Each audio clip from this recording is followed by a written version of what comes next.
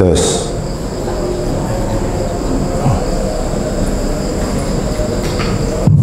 Bismillahirrahmanirrahim. Assalamualaikum warahmatullahi wabarakatuh. Waalaikumsalam warahmatullahi wabarakatuh. Alhamdulillahirabbil alamin. Wassalatu wassalamu ala asyrofil mursalin wa ala alihi wa sahbihi ajmain. Segala puji bagi Allah yang masih memberi berbagai kenikmatan, nikmat iman, Islam, nikmat sehat, nikmat untuk sama-sama sholat subuh berjamaah di masjid. Apabila menjadikan ilmu, mudah-mudahan apa yang kita lakukan dari bangun tidur sampai sekarang dan nanti dilanjutkan sholat serta kajian itu mudah-mudahan dapat ridho dari Allah Subhanahu wa Ta'ala. Amin ya rabbal alamin. Tanpa salawat dan salam kita aturkan pada junjungan Nabi besar Muhammad sallallahu alaihi wasallam. Alhamdulillah rabbil alamin. Pada kajian hari ini insyaallah bersama Ustaz Anwar Syekh Arsi, memang yang dibawakan itu hikmah di balik takdir yang tidak menyenangkan. Sebagaimana biasa, ada yang kurang jelas atau mau ditanyakan bisa ditanyakan di akhir acara. Mungkin itu saja pembukaannya Pak Ustaz. Silakan.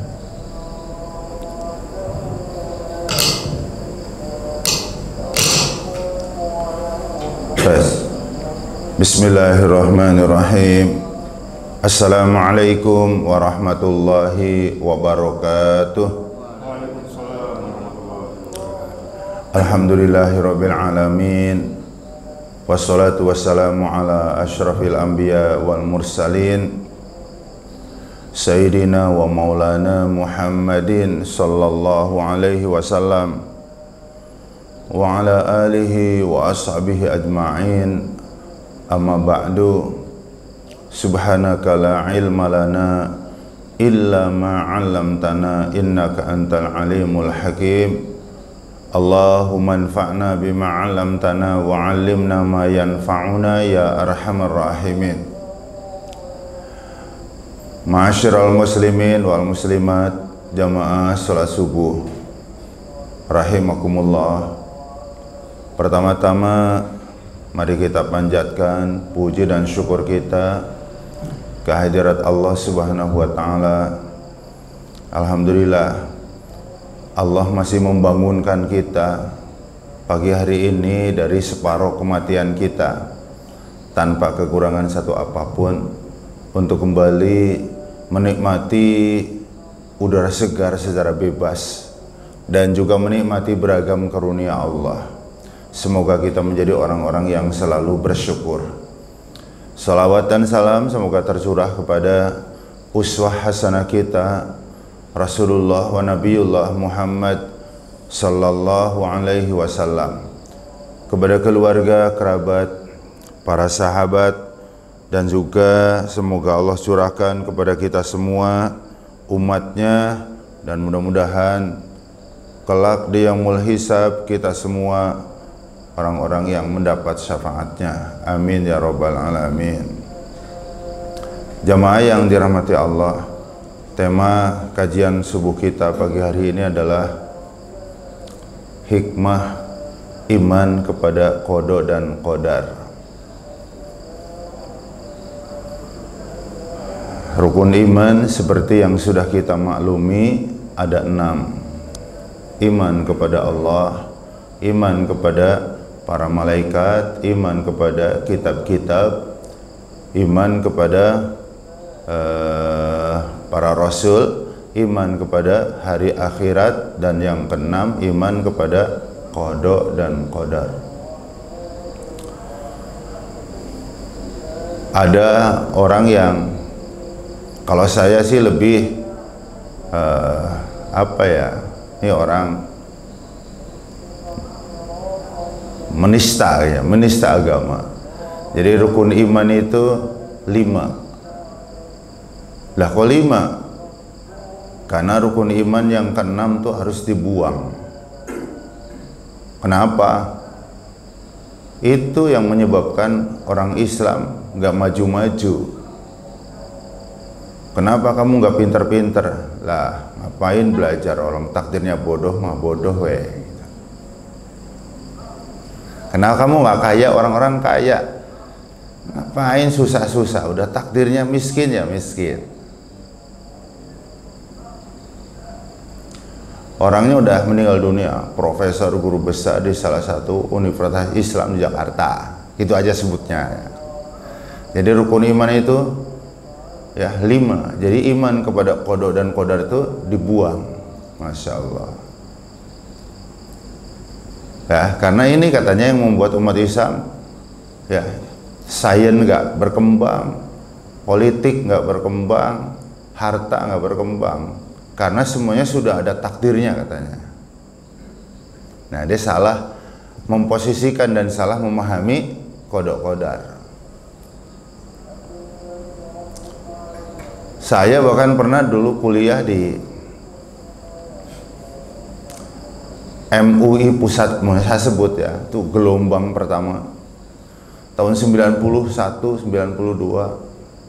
sampai saya juga selesai lulus kuliah secara formal. Dan saya pernah ketemu dengan dosennya dan cukup bangga mengatakan, beliau mengatakan kalau dosen saya mengatakan rukun iman 5 itu masih terlalu banyak katanya. Jadi rukun iman itu cukup 2 saja. Ya, mengutip ayat Al-Quran tapi dipotong.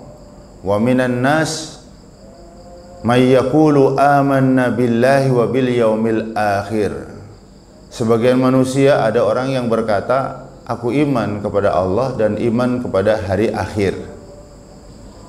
Ya, surah Al-Baqarah ayat 7 atau ayat 8. Ya, jadi sekali lagi rukun iman itu iman kepada Allah, iman kepada hari akhir. Sedikit lagi ayatnya nggak diselesaikan. Wa ma hum bimu'minin. Ya, Allah yang menjelaskan orang yang iman kepada Allah dan hari akhir saja tidak disebut orang mukmin. Jadi kalau bukan orang mukmin apa namanya? Ya kafir lah. Ya.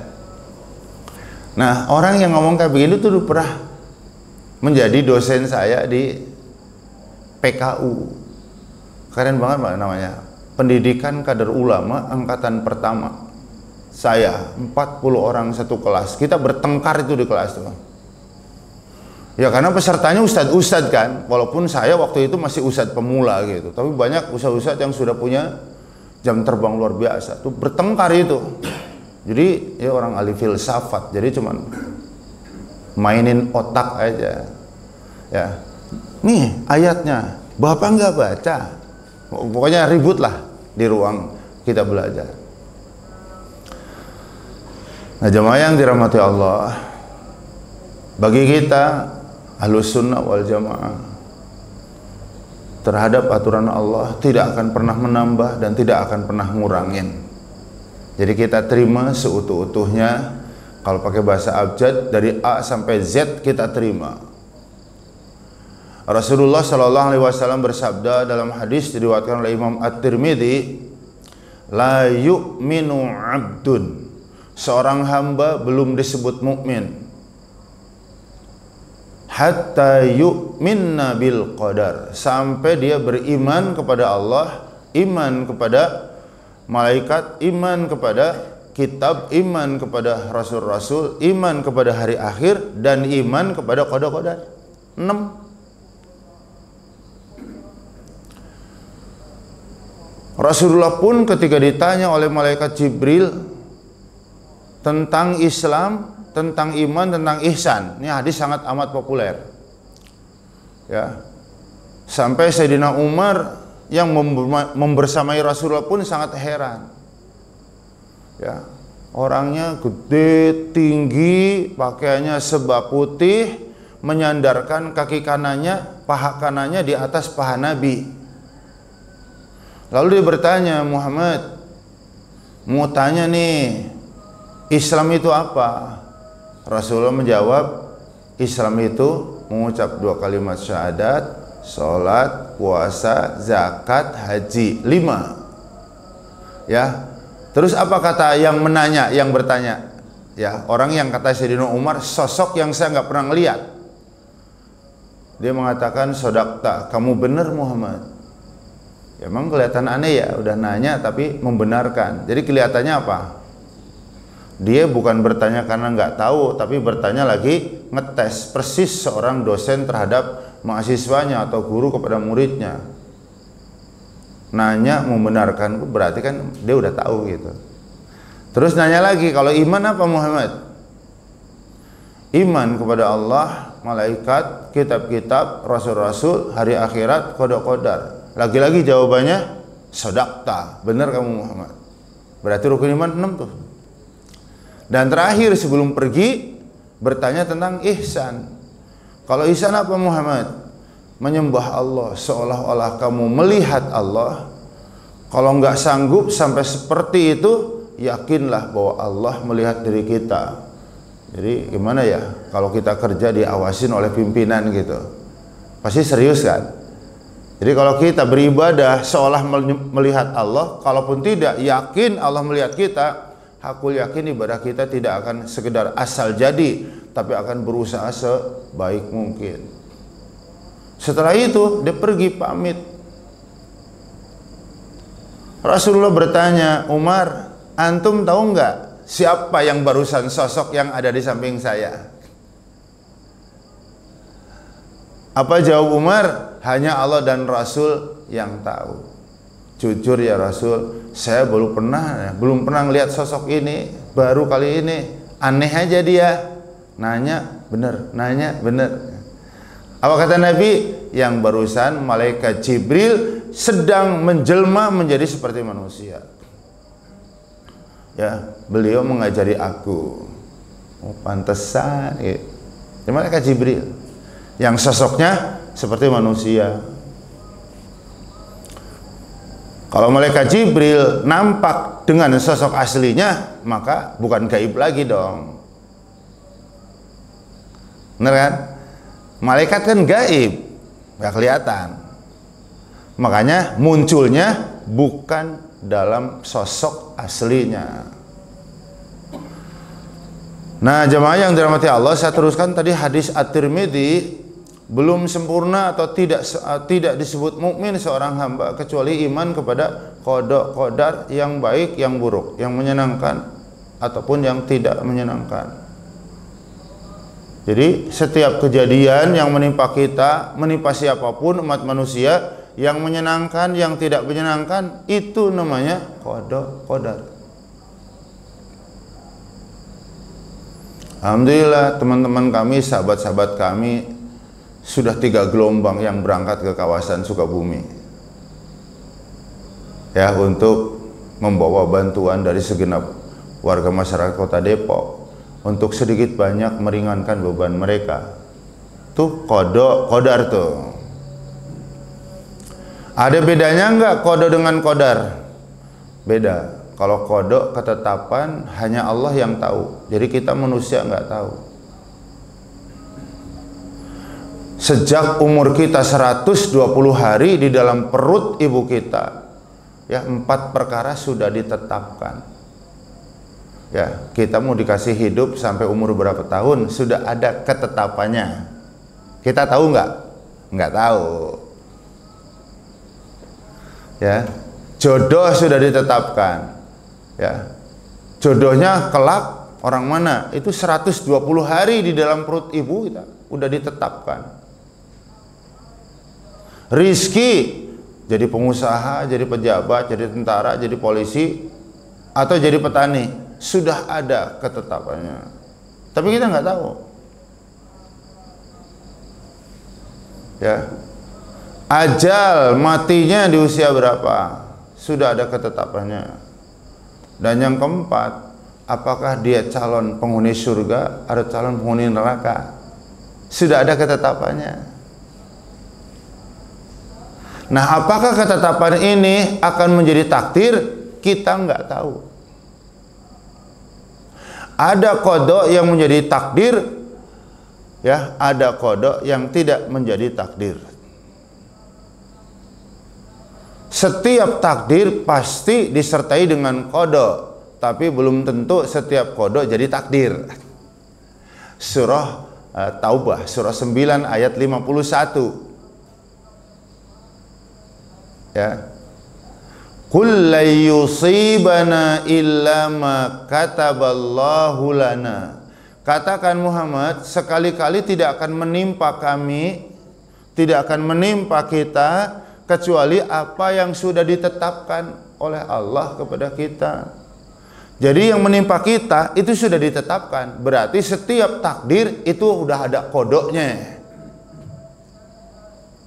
Bahwa pagi ini Anwar Nasihin mau ceramah subuh di Masjid Jami' Ar-Raudhah, takdir itu sudah ada ketetapannya dahulu. Itu ayatnya. Jadi setiap qadar ada kodok. Pasti ada kodok. Tapi apakah setiap kodok bakal jadi qadar? Ya kita nggak tahu. Ya, kita hanya iman kepada Allah tentang qada dan qadar, bahwa setiap kejadian yang menyenangkan maupun yang tidak menyenangkan udah pasti ada qada dan qadar. Jelas jemaah ya? Qadar, takdir, tentuan. Oleh karena kata Imam Ibnul Qayyim Al-Jauziyah di dalam kitabnya Al-Fawaid, qada belum bisa dilihat kecuali oleh Allah. Kalau qadar sudah bisa dilihat. Ya, beliau menyebutnya dengan kata masyahid al-maqdur. Pemandangan-pemandangan takdir yang tidak menyenangkan. Berarti kalau takdir udah bisa dilihat, pemandangan namanya. Jadi beliau mengistilahkan dengan masyahidul maqdurul makruh, pemandangan takdir yang tidak menyenangkan. Jangankan saudara kita di Sukabumi, Pelabuhan Ratu, kawasan Pelabuhan Ratu khususnya, kita di sini yang tidak berdampak langsung pun ikut bisa merasakan sedihnya. Bener kan? Rumah lenyap, sedih lah. Mobil hanyut, kayak mirip-mirip Aceh 2004 lalu. Saya lagi nonton pertandingan Poli Liga 1, lagi break, saya geser ke channel iNews, breaking news sampai panjang banget. Ya, telah terjadi banjir bandang di kawasan Pelabuhan Ratu Sukabumi. Ya, lihatin terus. Mobil hanyut. Wah, Masya Allah. Rumah tinggal atapnya atas dikit. Masya Allah. Kayak begini banjir bandang. Ternyata 48 jam hujan deras non-stop. 2 hari 2 malam hujan deras non-stop. Itu namanya apa? Masyahid, pemandangan. Kok pemandangan? Kan kita ngelihat. Al-maqdur yang ditakdirkan, al-makruh yang kita nggak suka. Nah, kata beliau, di dalam setiap pemandangan, demonstrasi pertunjukan Allah dalam takdir yang tidak menyenangkan, itu paling tidak ada 6 macam pemandangan. Yang pertama, masyhadut tauhid katanya. Pemandangan tentang tauhid. Ya. Yang kedua, masyhadul hikmah. Pemandangan tentang hikmah. Yang ketiga, masyhadul adli. Pemandangan tentang keadilan Allah. Yang keempat, masyhadur rahmah.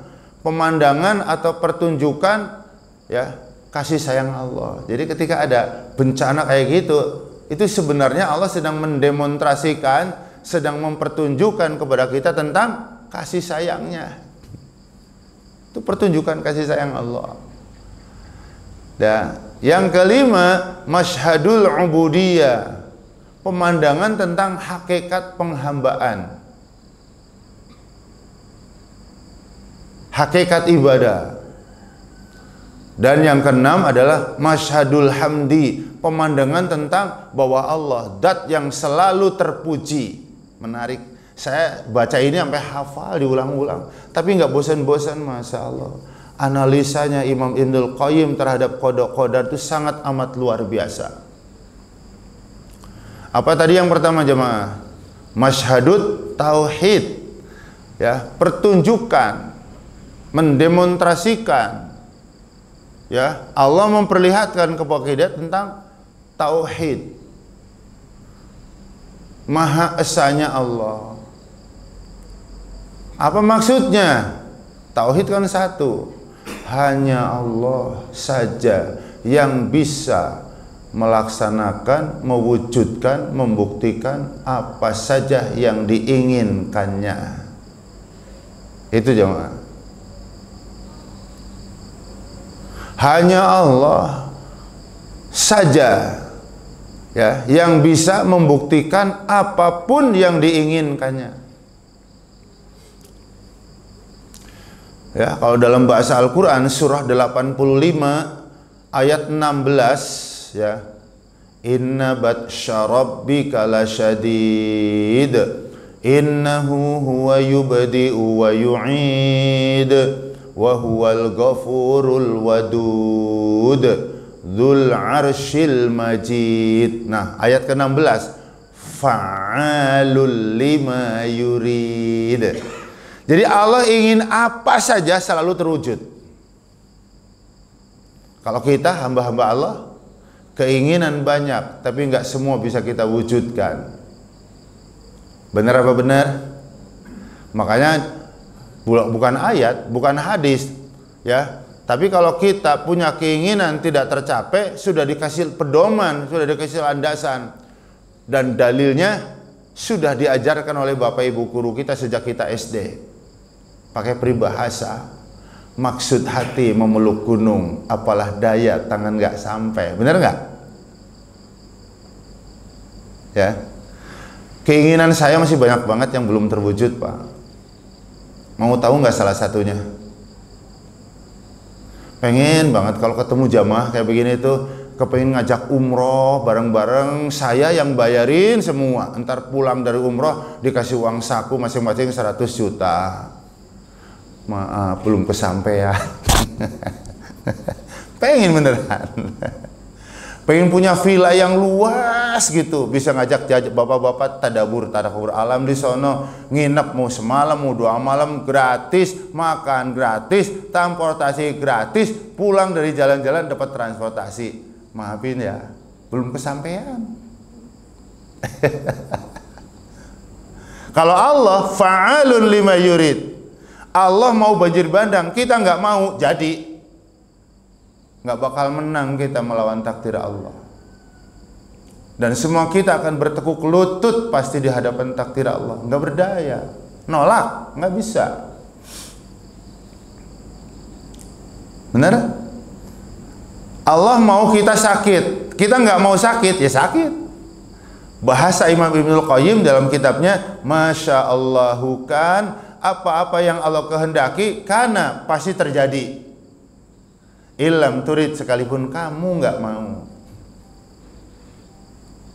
Benar kan? Allah mau hujan, kita nggak mau.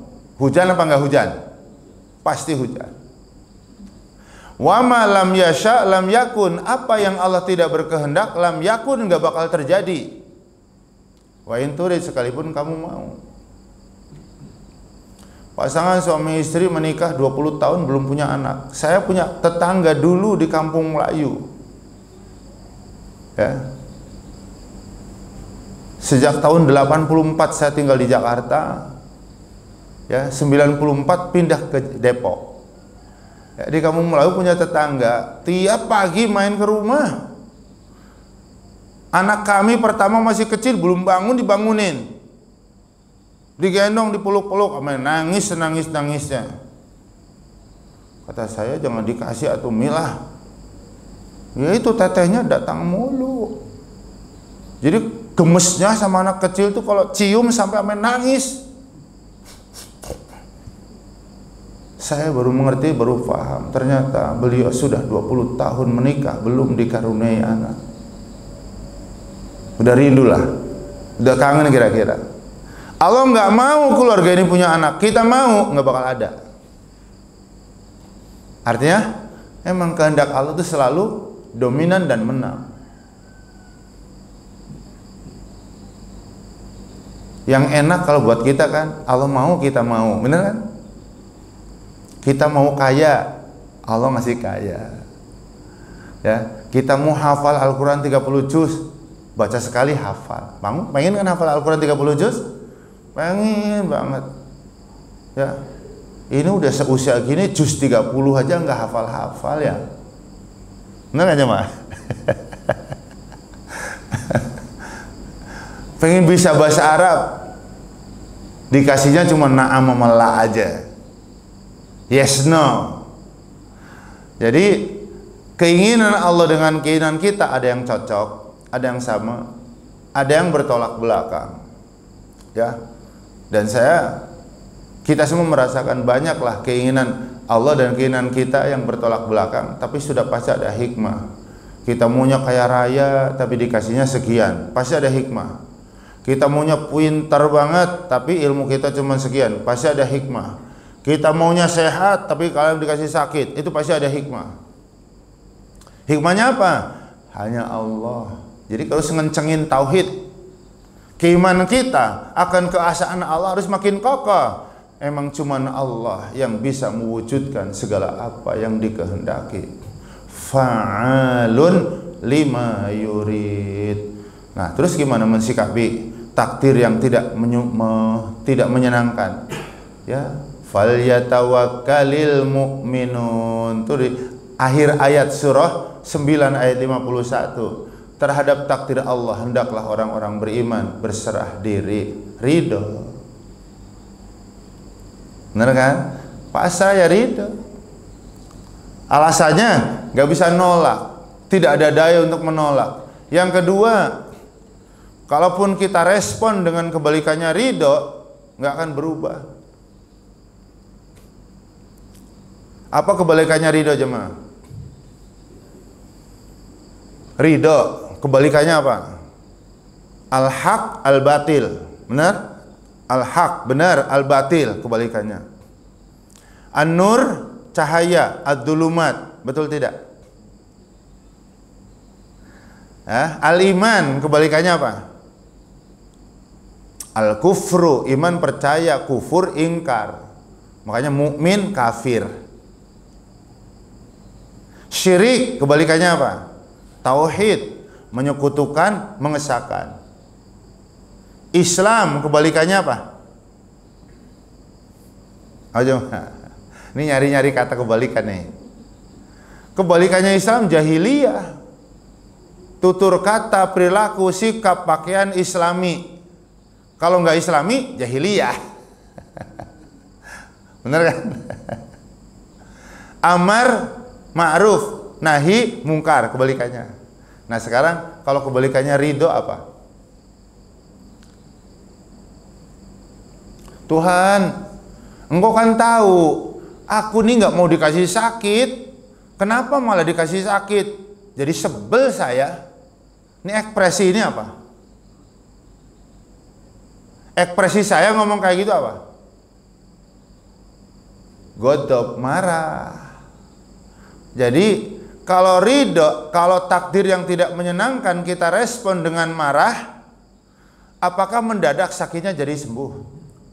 Nggak bisa berubah. Dan poin yang kedua, banyak orang nggak tahu, kirain marah-marah terhadap tadi itu nggak dosa. Dosa, karena marah kepada takdir yang tidak menyenangkan itu sama 100% dengan marah kepada Allah yang menciptakan takdir. Songong nggak? Marah sama Allah songong nggak? Terus songongnya mah nggak sopan banget. Anak dari kecil dirawat, disekolahin, disayangin, dicintain, ya, diurus lahir batinnya. Udah gede berani ngebentak orang tuanya, berani melotot orang tuanya, berani mukul orang tuanya. Kurang ajar apa enggak? Songong bahasa lainnya ya. Murid dididik, dibimbing, diajarin, sampai ngerti ini itu, cuma ditegur sama gurunya, kenapa kamu sering datang terlambat? Gurunya dihajar. Itu ada murid zaman now. Kalau kita dulu dijewer sama guru nggak masalah. Sekarang guru hati-hati tuh, jewer murid bisa dilaporin polisi. Kurang ajar apa enggak? Kurang ajar. Terus kalau kita marah sama Allah gimana? Sebel banget, banjir bandang, rumah rusak, harta kekayaan hanyut. Itu sama dengan kita sedang marah kepada Allah. ya, direspon dengan marah, takdirnya tidak berubah, malah tambah dosa, ruginya kuadrat. Ya udah, mendingan ridho itu. Jelas sama? Satu. Yang kedua, pemandangan tentang hikmah. Jadi di balik setiap takdir yang tidak menyenangkan, tuh Allah sedang mendemonstrasikan, hambaku, jangan dilihat dari sisi nggak enaknya saja. Aku sedang mempertunjukkan, sedang mempertontonkan kepada kalian semua hikmah di balik ini. Ada kebaikan.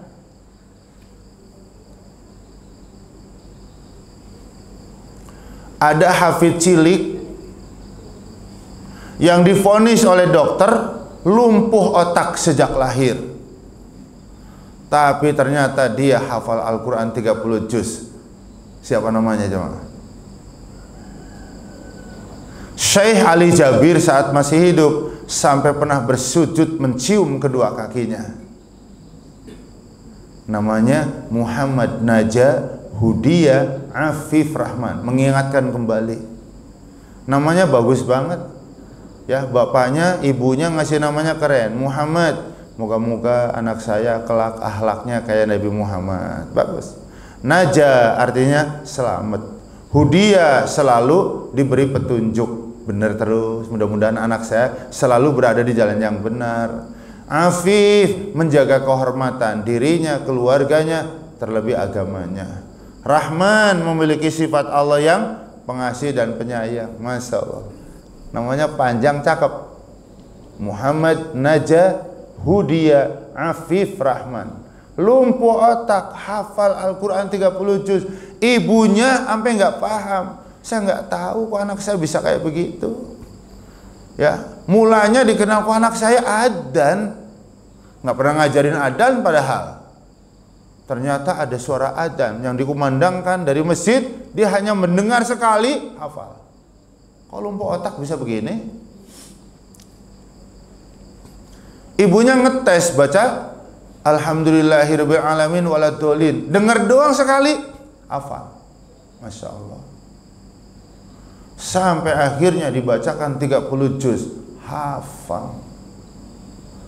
Dites oleh Syekh Ali Jabir, wasbir nafsaka ma'alladina yad'una rabbahum bil ghadati wal 'ashiyyi yuriduna wajha. Surah apa Naja? Al-Kahfi. Masya Allah. Ayat berapa Naja? 28 Syekh. Masya Allah.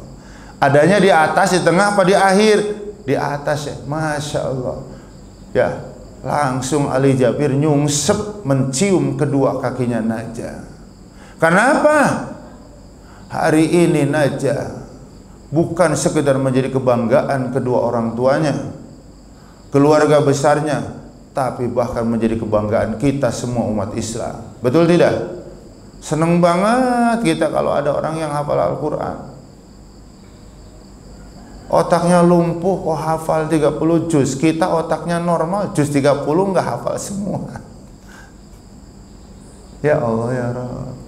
Ternyata di balik takdir yang tidak menyenangkan ada hikmah. Itu peristiwa yang akhir-akhir ini viral, ya, seorang penceramah yang melihat ada pedagang sedang ngasongin dagangannya. Ya, dagang jangan di sini, sono, kalau nggak takdir ya lah, kalau nggak laku ya takdir gitu. Dagang pas orang lagi ceramah. Nonton nggak cuma Sleman, Yogyakarta, ya, viral lah, namanya udah viral, udah bukan rahasia lagi. Pak Son Haji namanya, air mineral, ya, di atas kepala, pakai nampan, teh manis, ya, namanya dagang di tengah keramaian, pasti juga pasti pelan-pelan ya nawarinya, ya, air, teh, gitu kira-kira lah. Ya, biar nggak ganggu yang lain maksudnya. Walaupun tetap ada yang terganggu. Ya, orang kecil begitu, Pak. Ada kerumunan dikit jualan, kali aja di situ ada rezeki saya. Malah dikata-katain. Betul nggak? Kalau saya dan kalau Anda adalah Pak Son Haji gimana? Kan empati, bisa ngerasain betapa malunya dipermalukan di depan orang banyak. Nangis sampai rumah, makin nangis, sedih. Kayak begini amat ya nasib wong cilik gitu kira-kira. Hikmahnya nggak lama. Orang yang nonton tuh langsung, wah zaman sekarang mah udah langsung ya, diupload YouTube, Instagram, Facebook, lain. Bener kan? Viral. Nggak lama datang pengusaha dari Riau, nyumbang 100 juta. Ustaz Adi Hidayat datang 50 juta plus umroh sekeluarga. Datang lagi 300 juta. Datang lagi pengusaha ngasih 1 unit rumah. Saya punya daftar list orang-orang yang datang ke rumahnya Pak Haji sambil nyumbang. Saya hitung-hitung lebih dari 1 miliar. Masya Allah, mendadak kaya. Dan Pak Haji sekarang kalau muncul di berbagai berita, bahkan infotainment, wajahnya sudah nggak sedih lagi, senyum sumringah. Jamaah yang dirahmati Allah, andai semua kita, bukan hanya Pak Haji, tahu bagaimana kodok kodar bekerja, maka kita tidak akan menangis, tidak akan sedih saat tertimpa takdir yang tidak menyenangkan, karena udah pasti ada hikmah. Cuman kita nggak pernah tahu kodok kodar bekerja. Paham jemaah? Bahkan tidak mustahil ya, tidak mustahil, tidak menutup kemungkinan ada di antara jamaah yang waktu itu ada, atau mungkin kita yang nonton ngerentek di hati, pengen dong dikata-katain itu sama si itu. Jamaah, musibah itu gak bisa diminta, musibah itu datangnya tiba-tiba, gak pernah tahu. Dan kalau kita dikata-katain serupa, nasib kita juga belum tentu semujurnya Pak Haji. Itu sama kasus 2006 dulu saya mendampingi jamaah umroh, ya kan? Ada jamaah yang pergi ke masjid, udah dibilangin kalau ke masjid jangan bawa duit banyak-banyak, dokumen penting yang dibawa ya, pengenal, hotel, kartu hotel, identitas diri, tapi duit gak usah banyak-banyak, paling banyak 50 real aja.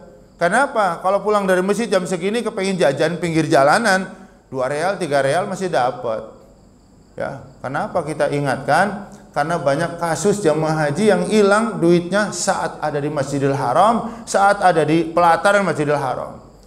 Copet banyak banget, di tengah kerumunan banyak. Ya, kita baru seminggu padahal. Gelombang kedua, tinggal seminggu lagi nunggu Armina, ya. Sebulan lagi nunggu pulang kampung, masih lama. Uangnya hilang semua. Sampai terucap mau minjem kepada kami ya, KBIH, nanti dibayar ya saat selesai hajian di Indonesia.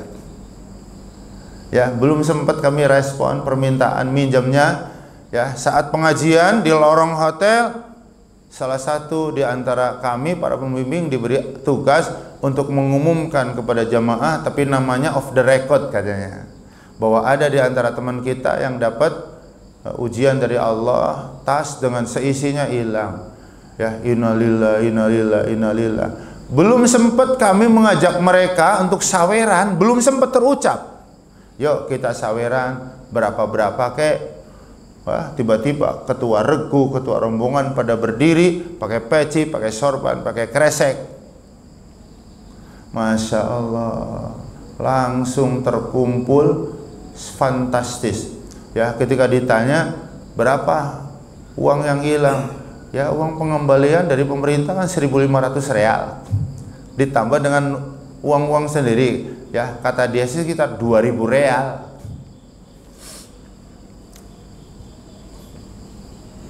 Hilang semua. Ya masih sebulan lagi. Begitu diumumin, sawerannya dibawa ke kamar kami para pembimbing dan kita hitung bareng-bareng. Berapa yang terkumpul? 4.000 real. Masya Allah. Sampai ada di antara yang datang ketua regu tuh nyeletuk di antara kami. Ya, Tat, boleh Tat kalau kita berdoa agar dompet kita hilang, Tat. Gitu. Musibah nggak bisa diminta, datangnya nggak pernah kita tahu. Ujuk-ujuk sakit aja, ujuk-ujuk kecelakaan aja. Tapi orang yang beriman bukan hanya melihat takdir yang tidak menyenangkan, sesungguhnya ini adalah cara Allah mendemonstrasikan hikmah kepada kita. Itu maksudnya. Jelas ya? Jadi di balik takdir yang tidak menyenangkan itu pasti ada hikmahnya. Dua. Yang ketiga,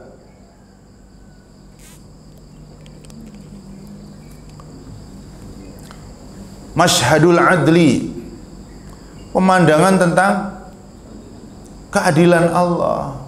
Allah itu zat yang maha adil. Kebalikannya adil apa? Tadi dolim adil. Jangan ada yang buruk sangka kepada Allah. Kejem banget sih Rob, sadis banget,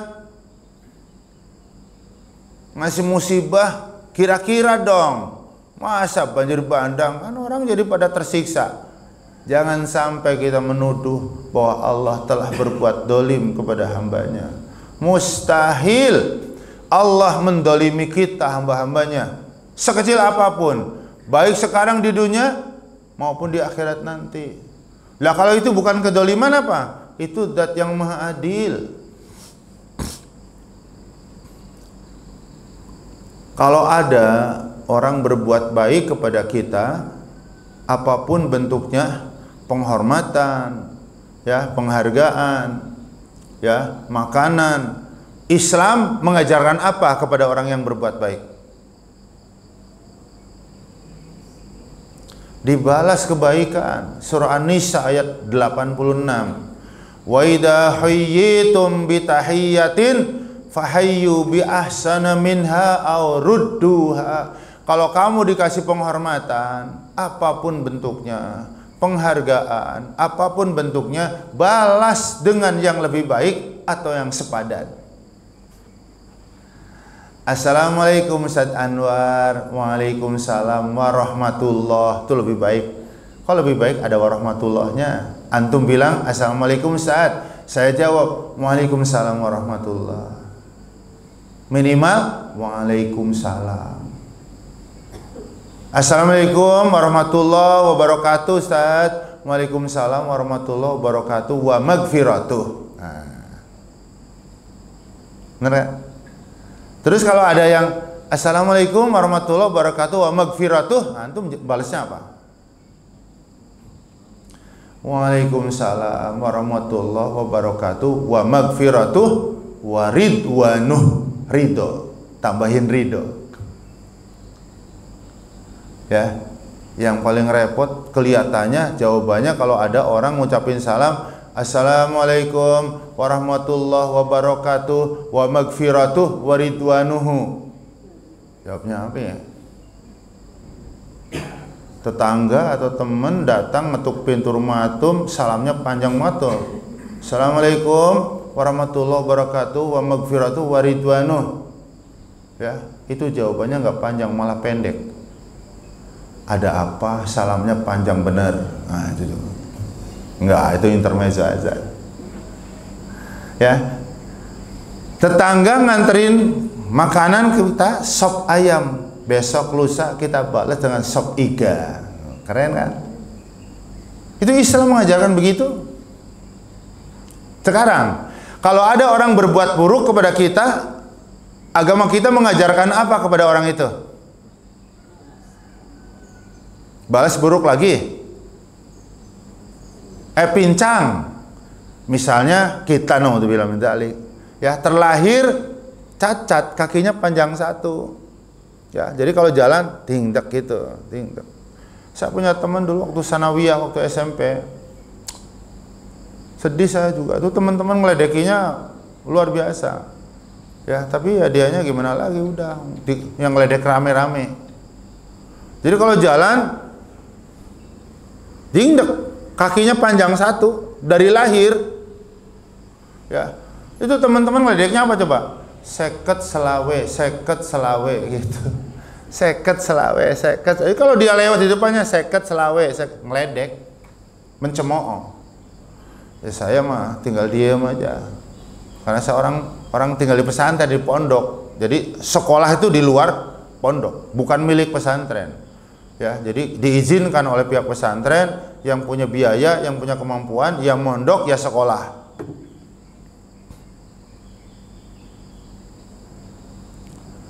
Jemaah yang dirahmati Allah,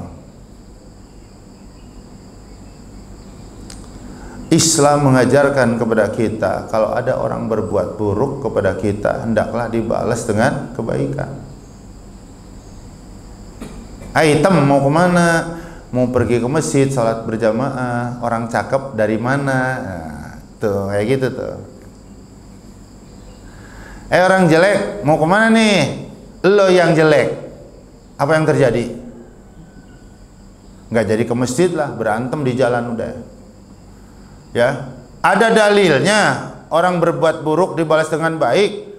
Surah 25 ayat 63. Wa idza khatabahumul jahiluna qalu salama. Kalau ada orang-orang yang bodoh, orang yang nggak ngerti tentang Anda, tidak paham tentang kedudukan Anda, terus berkata yang tidak sepantasnya, maka jawablah dengan ucapan yang menimbulkan kedamaian. Rasulullah pernah disapa dengan, tuh orang gila mau kemana? Tuh tukang sihir mau kemana? Apa jawab Nabi? Diklarifikasi, maaf, saya bukan orang gila, saya bukan tukang sihir, saya adalah pendakwah. Clear.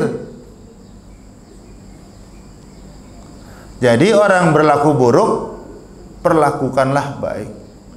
Orang kok nggak pernah berkunjung ke rumah kita, kita datengin. Orang pelit sama kita, kita baikin. Betul tidak? Itu ajaran Islam. Sekarang, kalau orang jahat dibalas dengan apa?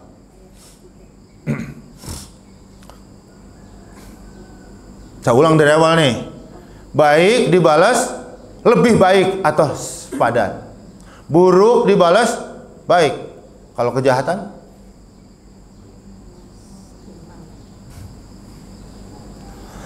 Kalau kejahatan ya tegakkan keadilan. Kejahatan itu wabah. Item cuman satu orang.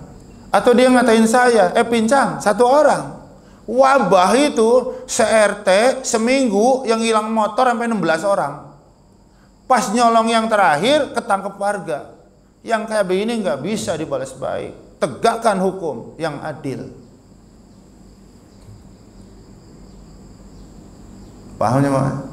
Kenapa? Banyak pelaku kejahatan nggak ngeh dampak jahatnya begitu luar biasa. Namanya judi online, Masya Allah. Sampai ada kementeriannya sekarang, Komdiki. Itu bukan hanya kalangan pejabat yang duitnya banyak, bukan hanya orang-orang kaya yang duitnya berlimpah. Orang-orang di pedesaan pun pada judi online. Ya, tukang, buruh tukang, sehari 200.000 kotor. Saya kalau ngerjain sesuatu paket, tukang sama kenek 350. Perkiraan saya tukangnya 200, keneknya 150. Perjanjian dari awal, nggak ada makan, nggak ada minum ya. Jadi kalau kita ngasih minum ya boleh, nggak ada gorengan. Kalau gorengan boleh. Bersih udah. 350 itu bersih. Jam sekian sampai jam sekian. Ya. Tapi kita kan ada bahasa manusiawi. Ya sehari 2 hari sekali bikinin kopi, sehari 2 hari sekali beli gorengan. Tapi sebenarnya 350 udah selesai. Itu kalau 200 buat makan 50, buat ngerokok 50, berapa merokok? Berarti kan tinggal 100. Aturan 100 dibawa pulang buat istri dan anaknya pakai judi. Buruh pabrik gajinya di bawah UMR. Judi 5.000 dapat 5 juta. Ketagihan 10.000 dapat 10 juta. Ketagihan akhirnya masang 500.000. Jong. Masang 1 juta. Jong. Emosi kali aja gaji dipasangin semua. Jong. Akhirnya bertengkar sama rumah. Kenapa? Ya kan? Udah butuh ini itu kok langsung ngasih duit, ditanya habis gajinya buat apa? Buat judi, berantem lah. Jadi judi online tuh wabah. Bukan hanya di kota besar, di pelosok-pelosok, di Tasik, di Sukabumi, Bondowoso, pada judi, banyak yang judi. Jadi kalau ada yang kayak begini, jangan buruk sangka sama Allah. Mungkin Allah sedang menegakkan keadilannya. Banyak pelaku kejahatan yang nggak sadar-sadar bahwa dampak kejahatannya begitu buruk dan luas. Jamaah yang dirahmati Allah, saya nggak tahu siapa yang melakukan riset, siapa yang melakukan penelitian. Ya, umat Islam di Indonesia adalah umat Islam terbesar di dunia. Jadi muslim terbesar masih ada di kita. Ya. Seneng sih kalimat itu, seneng. Ya, walaupun kualitasnya kita nggak tahu. Ini mulai bicara kualitas nih. Ya. Umat Islam Indonesia yang merupakan muslim terbesar di seluruh dunia, yang sholat 5 waktunya istiqomah 30%. Mulai sedih karena bicara kualitas. Ya, sholat 5 waktunya istiqomah itu 5 waktu dikerjain semua. Duhur, sholat, asar, sholat, maghrib, sholat, isya subuh, sholat. Cuma 30%. Berarti yang 70% umat Islam Indonesia sholatnya bolong-bolong. Namanya sholat bolong-bolong berarti ada banyak sholat yang ditinggalkan. Dosa apa enggak? Kalau sampai 70%, wabah apa bukan? Lebih nih kualitas, lebih nukik. Umat Islam Indonesia yang sholat 5 waktunya berjamaah 2%. Bayangin. Kita nggak pernah tuh ngerasa salah, ngerasa dosa. Padahal berapa lama sholat? 5 menitan. 5 waktu 25 menit. Sehari semalam 24 jam. Selama 24 jam nikmat Allah ngalir non-stop tanpa ada putus. Sementara ibadah kita jeda-jeda. Barusan sholat subuh. Kapan kita sholat lagi? Nunggu 6 jam lagi nanti. Ya. Sebaik itu Allah kepada kita hambanya. Seperti inikah balasan yang tepat? Jemaah yang dirahmati Allah. Jadi jangan tunjuk hidung, tapi saatnya kita merenung. Pasti ada kejahatan yang dilakukan oleh kita hamba-hamba Allah, hingga Allah perlu memperingatkan dengan peringatan yang agak lebih tanda kutip ya keras. Bener nggak jemaah? Antum Bapak Ibu tahu mitosnya nggak? Kalau ayam jago tadi jam 3 kongkorongok itu bangunin kita tahajud. Ya. Jam 4:10 kongkorongok itu ngasih tahu subuh telah tiba. Tapi kalau ayam jago, ayam jantan menjelang maghrib kongkorongok, itu mitosnya apa? Mitos. Di kampung saya kalau ada ayam jantan jelang maghrib mau masuk kandang kongkorongok. Udah ya. Ini siapa nih? Apa? Randa meteng, orang Jawa. Janda hamil. Nggak wajar kan? Jam segitu kok kongkorongok. Kalau punya suami hamil jelas ini janda hamil. Siapa nih yang menghamili? Itu kadang-kadang mitos kayak begitu. Aduh pantesan kemarin saya dengar ayam jantan kokorong itu bener di lingkungan kita ada janda hamil. Dan ternyata di Republik ini punten mohon maaf, orang-orang yang pada hamil di luar nikah itu bukan 1-2, wabah. Yang judi bukan 1-2, wabah. Yang berbuat maksiat bukan 1, wabah. Ya kalau kayak begini ya sudahlah, sewajarnya kita menerima oleh Allah. Ini bukan dolim. Paham jemaah? Jadi Allah zat yang maha adil. Baik dibalas lebih baik atau standar. Buruk dibalas dengan baik. Tapi kalau kejahatan harus ada keadilan, karena pelaku jahat kadang nggak ngeh akan dampak kejahatannya terhadap orang lain.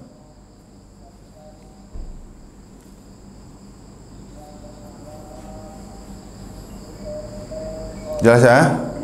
4. Masyadur rahmah, pertunjukan cinta dan kasih sayang.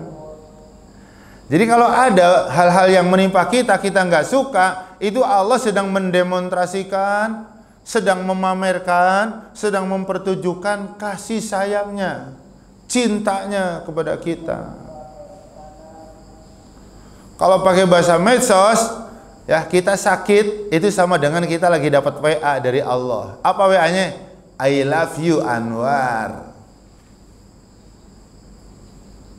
I love you Asep. Kok I love you? Ya emang ini pemandangan cinta. Salah satu cara Allah menghapus dosa yang pernah kita lakukan, sengaja atau nggak sengaja, adalah diberikan musibah. Jadi salah satu fungsi musibah menghapus dosa dan menambah pahala. Jujur, kita sebagai orang beriman sekalipun kan nggak luput dari yang namanya dosa. Dosa-dosa besar relatif lebih mudah dihindari, Bapak Ibu. Syirik, makan riba, membunuh, benar kan? Saksi palsu, sumpah palsu, relatif lebih mudah. Kenapa? Dosa besar ancamannya di akhirat berat dan jumlahnya sedikit. Karena sedikit mudah dikontrol. Yang sulit dihindari itu dosa-dosa kecil, ya, karena jumlahnya banyak banget. Saking banyaknya dosa kecil tuh terjadinya susah dikontrol. Tahu-tahu sudah terjadi, tahu-tahu sudah terjadi. Sok bapak, ibu sering main ke mall atau ke tempat ramai, jagain mata bagaimana? Kelihatan semua. Nunduk, merem, susah. Mata itu sumber dosa kecil. Makanya tuntunan agama kalau nggak urgen-urgen banget, kalau nggak penting-penting banget, jangan sering-sering ke pasar. Yang pakai pakaian menutup aurat kelihatan, yang pakai pakaian kayak kurang bahan kelihatan. Bahasa Ustadz Dasat Latif, ya, dilihat dosa, nggak dilihat produk baik, katanya gitu bahasa candanya Sadasat. Mohon maaf ya Ustadz Dasat, saya pernah dengar langsung ceramahnya di YouTube beliau. Melihat atas kelihatan paha, melihat bawah kelihatan bawahnya lagi. Kalau beliau bunyi, saya nggak bunyi. Ya, ngelihat ke bawah lagi kelihatan lagi bawahnya lagi. Ya, dilihat dosa, nggak dilihat barang bagus, katanya ini bahasa Sulawesi. Sumber dosa kecil yang kedua mulut, lidah. Nggak mungkin duduk berdua sejam nggak ngobrol. Duduk berdua saya sama Pak Asep, duduk berdua sejam, diam itu nggak mungkin. Apa kabar Pak Asep? Baik Ustadz. Ustadz baik, sehat? Sehat. Keluarga gimana Pak Asep? Baik. Pak Ustadz keluarga gimana? Baik. Anak-anak gimana? Saya udah nikah semua. Oh saya masih 2 lagi. 10 menit obrolan berdua, bertiga, lurus lempeng. Nanti 45 menit berikutnya berubah jadi gosip, nggak berasa. Udah denger belum? Katanya belum. Ah masa Ustaz? Kepo pasti. Ya. Antum mah. Yang bener Ustaz. Gimana Ustaz awalnya? Yo kan. Lidah susah.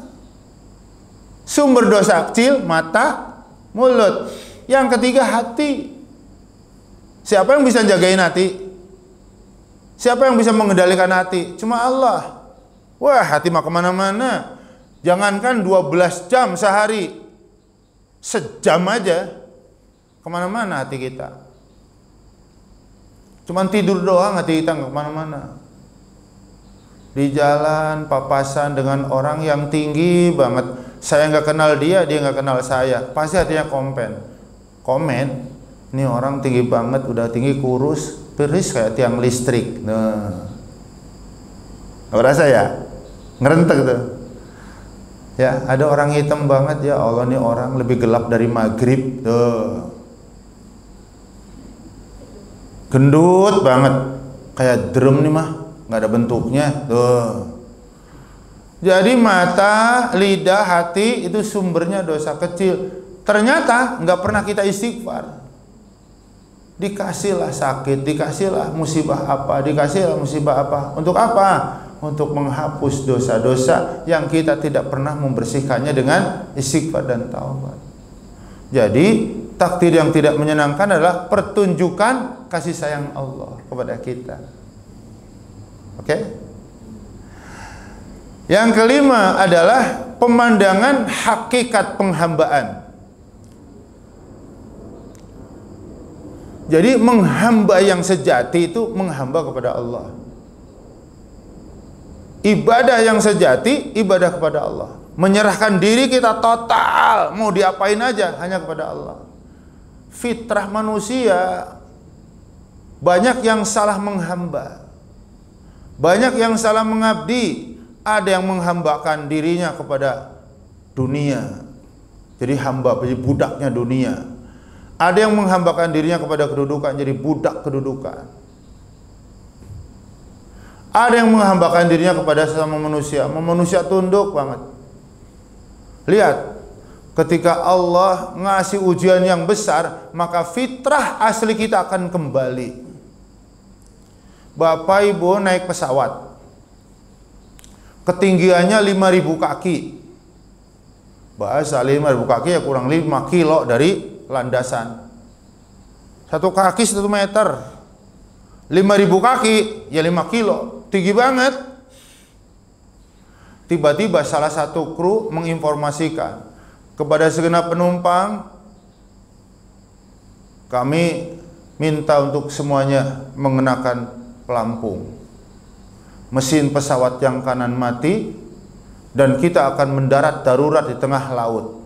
Apa yang keluar dari mulut kita semua?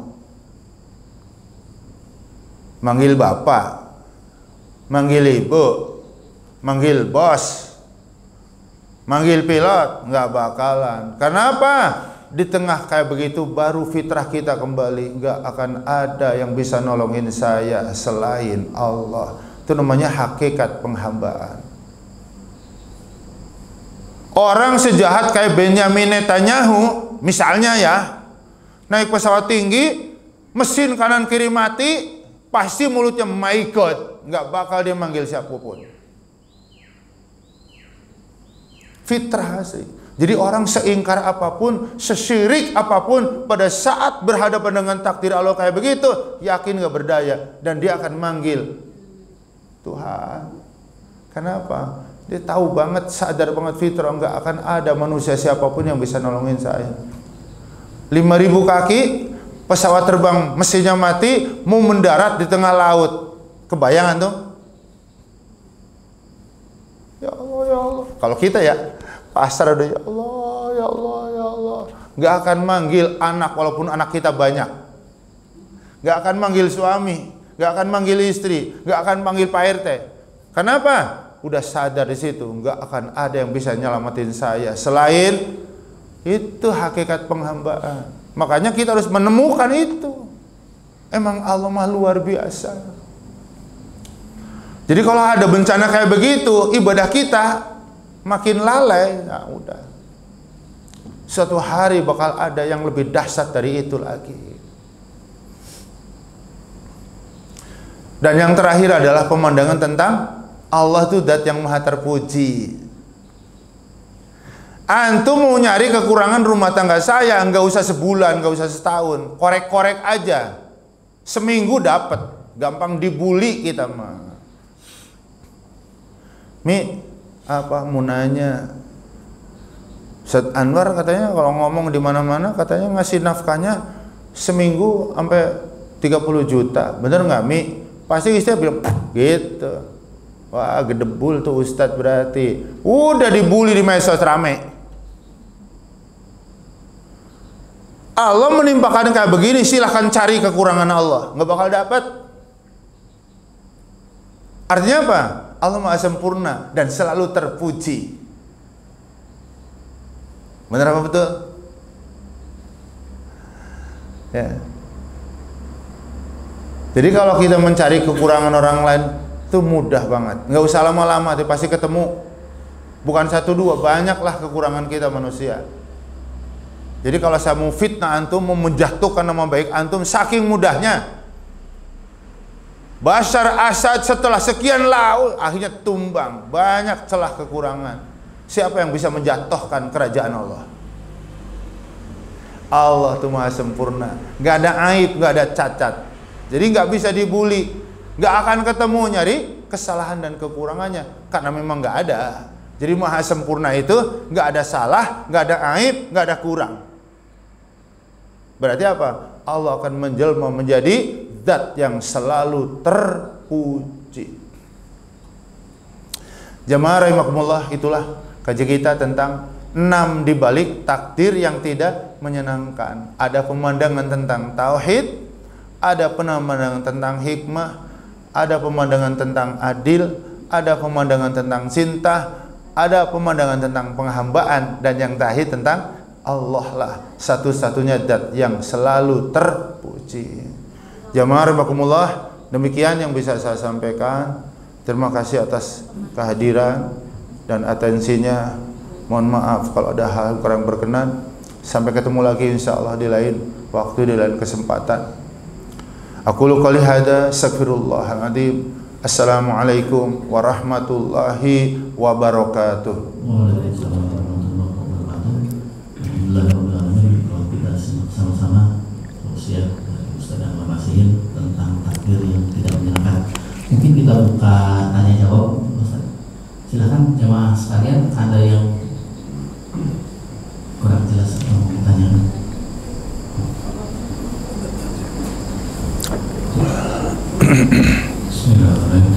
Assalamualaikum warahmatullahi wabarakatuh. Waalaikumsalam warahmatullahi wabarakatuh. Izin Pak Ustaz bertanya. Kalau nggak salah kan kita sebagai manusia juga diminta untuk berusaha, ya, untuk berbuat, untuk berjuang untuk mencari kehidupan lebih baik ataupun membuat yang sesuatu yang berubah gitu. Nah, itu apakah bukan berarti kita menyelisihi takdir yang sudah Allah tetapkan? Apakah itu apa istilahnya, usaha kita itu bukannya malah dibilang tidak menerima? Itu bagaimana Pak Ustaz terkait hal tersebut gitu, yang yang usaha ataupun apa yang kita lakukan terhadap takdir yang sudah Allah tetapkan? Terima kasih Pak Ustaz. Assalamualaikum warahmatullahi wabarakatuh. Berusaha untuk berubah, untuk berusaha lebih baik, itu apakah menyalahi takdir atau? Jadi berubah, berusaha untuk lebih baik, begitu ya? Ya memang ikhtiar, makanya bicara kodok tuh apa? Ininya ikhtiar. Bicara takdir udah jadi kenyataan, tuh bahasa ini tadi Al-Quran berserah diri, ridho. Ya, jadi kalau misalnya saya pengen pintar nih, pengen bisa kayak orang-orang, ya kan? Terus saya belajar, saya nanya, saya ikut kursus, saya beli buku, ya kan? Kenapa? Saya nggak tahu takdir saya. Kalau saya sudah ikhtiar dan tetap saya bodoh, ngapalin nggak bisa-bisa, belajar hilang lagi, ya sudah, pada akhirnya mungkin ini takdir saya. Pada akhirnya, ya. Tapi karena kita semua sekali lagi nggak ada yang tahu ketetapan, maka dari situlah kita berikhtiar. Jadi sekali lagi wajib hukumnya berikhtiar. Bicara takdir itu jangan di awal, jangan di tengah. Bicara takdir itu harus di akhir. Ya, nah katanya besok mau ujian, belajar dong. Lah kalau takdirnya juara mah juara tuh lah, mak. Kalau yang juara, ini cewer aja kupingnya, cewer. Ya kan? Emang kamu tahu bakal juara enggak? Belajar aja. Kalau sudah belajar all out, udah ikut bimbel dan sebagainya, toh pada akhirnya kayak begitu ya sudah. mau kita gebugin kan nggak mungkin. Ya udah, qadarullah. Nah, jadi jangan pernah bicara takdir di awal, jangan bicara takdir di tengah. Bicara takdir setelah semua kita lakukan dan sudah nggak bisa lagi kita lakukan, itu baru ngomongin takdir. Ya, jadi ikhtiar menjadi sebuah kewajiban. Ya, kenapa kamu nggak sholat? Lah, kalau takdirnya ke neraka, mah neraka bain walaupun sholat juga tuh. Ini nggak bener nih Pak. Nggak tahu kita. Ya, memang ada orang yang tinggal sengkal lagi ke surga.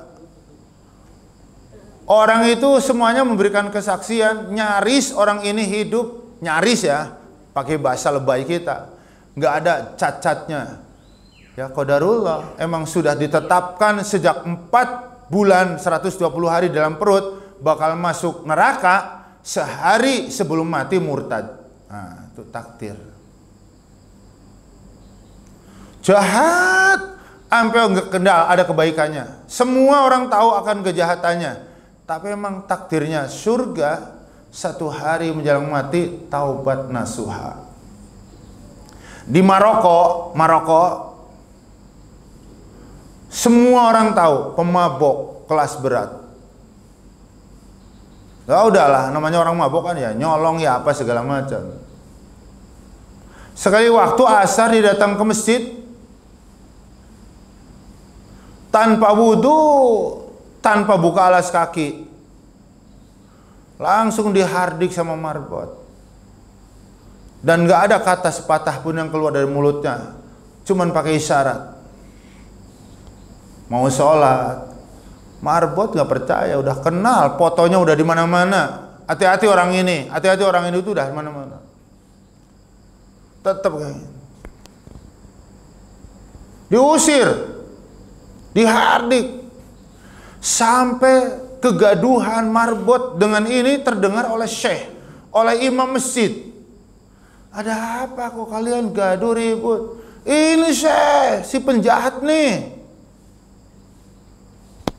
Wajahnya udah, antum ngurusin yang lain, biar ini saya yang ngurusin. Syekhnya bijak, ya dia tahulah ilmu-ilmu kayak gini. Ada apa, mau apa? Isyarat terus, nggak pakai ngomong. Benar kamu mau sholat? Kalau benar mau sholat, ayo keluar dulu, buka sepatu, wudhu. Dituntun, dibimbing. Wudhunya dituntun. Sampai benar. Diajak ke masjid, diimamin sama syekh. Jadi kalau kita sudah sholat asar atau sudah sholat subuh, terus datang orang sendirian, kita yang udah sholat subuh boleh sholat lagi, sodakoh berjamaah. Ya, jadi sholat kita yang pertama nanti akan dinilai menjadi sholat wajib, sholat kita yang kedua menjadi sholat sunnah. Jadi orang sholat wajib makmum kepada orang sholat sunnah nggak ada masalah. Untuk apa? Supaya teman kita dapat pahala berjamaah. Syekhnya ngimamin. Begitu rakaat keempat selesai sujud, tahiyat akhir, assalamualaikum warahmatullahi, assalamualaikum warahmatullahi, si pemabok tetap dalam keadaan sujud. Ternyata dia meninggal dunia lagi sujud. Siapa yang gak iri? Sejahat itu matinya baik banget. Ada orang yang kelihatan baik seumur-umur matinya murtad. Naudzubillah. Ini yang cemas buat kita. Ya, makanya yang dihitung itu akhir perjalanan, bukan awal, bukan tengah. Ya, ada ayatnya surah Al-Baqarah 177. Belum pernah sholat, belum pernah puasa, belum pernah menjalankan aturan Allah, baru ngucap 2 kalimat syahadat. Sahabat pada cemburu karena Rasulullah bilang orang ini berhak surga. Sahabat cemburu, kita udah sholat, kita udah puasa, tapi Rasulullah nggak pernah bilang untuk kami berhak surga. Iri. Ya. Artinya kalaupun dia masuk neraka nggak bakalan kekal karena dia datang kepada Allah dengan membawa iman. Lihat siapa yang nggak iri? Iri banget kita, cemburu banget kita. Orang jahat matinya husnul khatimah. Ada orang yang tampak kehidupannya baik, matinya su'ul khatimah. Na'udzubillah. Gimana caranya Pak Ustaz? Ya, apa kita jahat dulu, ntar yang penting matinya baik? Nah, emang tahu kita matinya kapan, di mana? Nggak bisa Pak Haji. Ya, makanya ikhtiar kita berusaha awal baik, perjalanan hidup baik, mudah-mudahan menjadi wasilah ikhtiar kita kelak kita diwafatkan dalam keadaan baik. Gitu ya Pak Haji ya. Silakan. Ada pertanyaan yang lain? Bapak, Ibu, Ibu,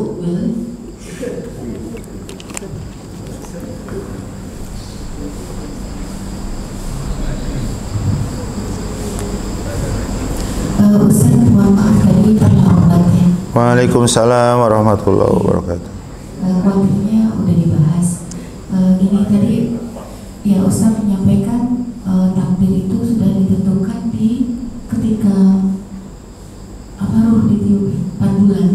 Nah itu gimana nyikapinya ya Pak Ustaz? Seakan-akan kita tuh jadi bonekanya Allah aja gitu. Dari semenjak di kandungan udah ditentukan qada dan qadar itu udah di kandungan. Itu kesannya kayak kita cuma jadi boneka Allah. Ngecek kandungan. Ketika di kandungan kan udah di ketentuannya udah diterapkan. Itu kesannya kita cuma jadi ciptaan, jadi boneka Allah. Boneka? Iya, kayak jadi ciptaan Allah tuh jadi kayak boneka, udah diatur segala-galanya gitu. Bayi yang di dalam perut kayak boneka gitu ya, sudah diatur segalanya ya. Yang pokok sebenarnya ya Ibu ya, kita nggak tahu tuh. Itu hadis ya, hadis arba'in kalau nggak salah, hadis arba'in nomor 4 atau nomor 7 gitu. Jadi 120 hari itu bersamaan dengan ditiupnya ruh. 4 bulan 30 ya 120 itu artinya 4 bulan. Makanya di kampung-kampung banyak yang istilahnya syukuran 4 bulan. Banyak juga yang menentang karena katanya bid'ah, nggak ada tuntunannya. Ya kalau dari sisi teks ya. Tapi kalau dari sisi makna syukur, ya pasangan suami istri mana yang tidak senang ketika usia kandungan 4 bulan sudah kelihatan tanda-tanda kehidupan. Terutama ibu ngerasain dut gitu. Itu 120 hari. Senang banget lah, bikinlah syukuran. Jadi kalau babnya 4 bulan adalah mensyukuri nikmat Allah berupa bayiku yang di dalam perut hidup, ya mudah-mudahan normal, itu babnya syukur, insya Allah nggak ada masalah. Nah Ibu, yang kayak begitu ya sudah ditetapkan oleh Allah. Sekali lagi, bukan berarti kita kayak boneka, enggak. Ya kan kita nggak ada ikhtiar, enggak. Oleh karena apa? Kodonya disembunyikan oleh Allah. Ya hadis cuma ngasih tahu sudah ditetapkan, tapi disembunyikan. Ya umurnya bakal 60 tahun, disembunyikan, hanya Allah yang tahu. Emang kita tahu? Enggak. Jodohnya disembunyikan, emang kita tahu? Enggak. Rizkinya disembunyikan, itu isyarat bahwa kita enggak kayak boneka dan kita tetap harus berikhtiar. Yang berikutnya, yang dinilai oleh yang dinilai oleh Allah bukan hasil, tapi ikhtiar, amal. Ya, Allah Maha tahu, tidak ada manusia yang bisa menentukan hasil akhir. Bener kan? Kalau manusia bisa menentukan hasil akhir sendiri, pakai logika, nggak bakalan ada orang gagal di muka bumi.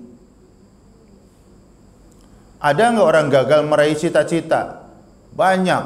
Nah, itu bukti bahwa hasil akhir bukan di tangan kita, melainkan di tangan Allah. Sia-sia dong pengorbanan kita? Enggak dong, ya kan?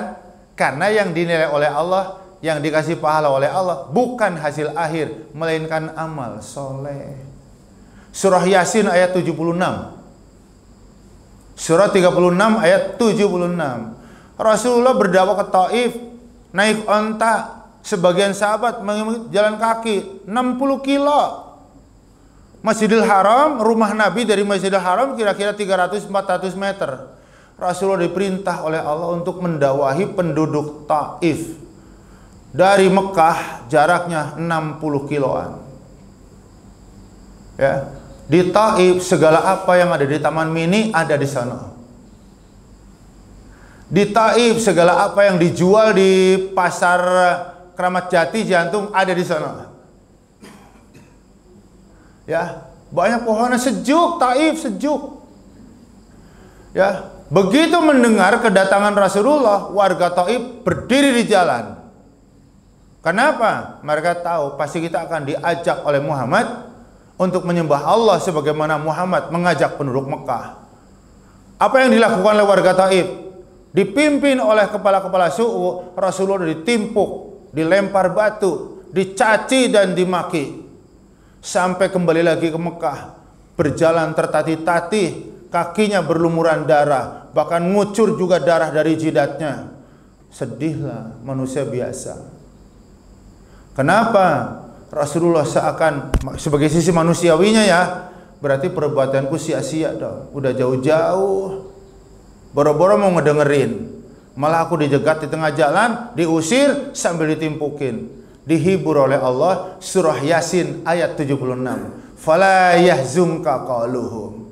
Muhammad, ucapan mereka yang mengolok, menista, menghina, mencemooh, jangan membuat kamu sedih. Perilaku mereka yang tidak sepantasnya kepada kamu seorang nabi dan rasul, jangan bersedih. Perjalananmu bolak-balik untuk berdakwah sudah aku beri pahala. Bukan hasil akhir, Ibu. Ya, hasil akhir ya nggak bisa. Kalau hasil akhir ada di tangan saya, ya saya kepengennya yang menang nomor 1. maaf. Tapi hasil akhir bukan di tangan saya. Akhirnya nomor 2 yang menang, ya udah apa-apa. Menang kalah udah biasa kan ya jemaah ya. Ya, Rasulullah aja perang Badar menang, baru 2 tahun kalah di perang Uhud. Menang kalah biasa. Jangan sampai sedihnya larut. Ya, Pak Asep kemana? 3 hari kok nggak kelihatan ke masjid? Masih shock saya Ustadz. Gila Pak Asep, nggak gitu amat. Ya antum kelihatan pucat banget ya Pak, masih terngiang-ngiang sampai udah seminggu sebelum enak makan. Nggak boleh. Bener apa bener? Sedih boleh, kecewa boleh, sesaat aja. Mari kita cepat merecovery diri. Lihat Depok, tatap Jawa Barat, tatap Jakarta, tatap Indonesia. Mudah-mudahan ke depan akan lebih baik. Optimis kita. Jadi menatap masa depan harus dengan penuh optimis. Hasilnya kita serahkan kepada Allah Subhanahu wa taala. Begitu Ibu ya. Oke? Baik. Pertanyaan terakhir mungkin Pak Ustaz. Silakan Bapak Ibu, pertanyaan terakhir. Kalau masih ada. Sudah jelas mungkin Pak Ustaz. Insya Allah mohon ditutup dengan doa. Baik jemaah yang dirahmati Allah, mari kita sempurnakan majelis kita pagi ini dengan berdoa kepada Allah Subhanahu wa taala. Semoga dengan diakhiri dan ditutup doa, seluruh rangkaian agenda kita dari awal sampai akhir diberkahi oleh Allah, diridhoi oleh Allah, dan menjadi amal yang memberatkan timbangan amal baik kita kelak di yaumul hisab. A'udzubillahi minasyaitonirrajim. Bismillahirrahmanirrahim. Alhamdulillahirabbil alamin. Hamdan yuafi ni'amahu wa yukafi mazida. Ya Rabb, lakal hamdu kama yanbaghi li jalali wajhikal karim wa 'azimi sultanik. Rabbana dzalamna anfusana wa illam taghfir lana wa tarhamna lanakunanna minal khasirin. Rabbana hab lana min azwajina wa dhurriyyatina qurrata a'yun waj'alna lil muttaqina imama. Rabbana auzi'na an nashkura ni'mataka allati an'amta 'alaina wa 'ala walidayna wa an na'mala salihan tarda wa adkhilna bi rahmatika fi ibadika salihin. Rabbi ja'alna muqimis salat wa min dhurriyyatina rabbana wa taqabbal du'a.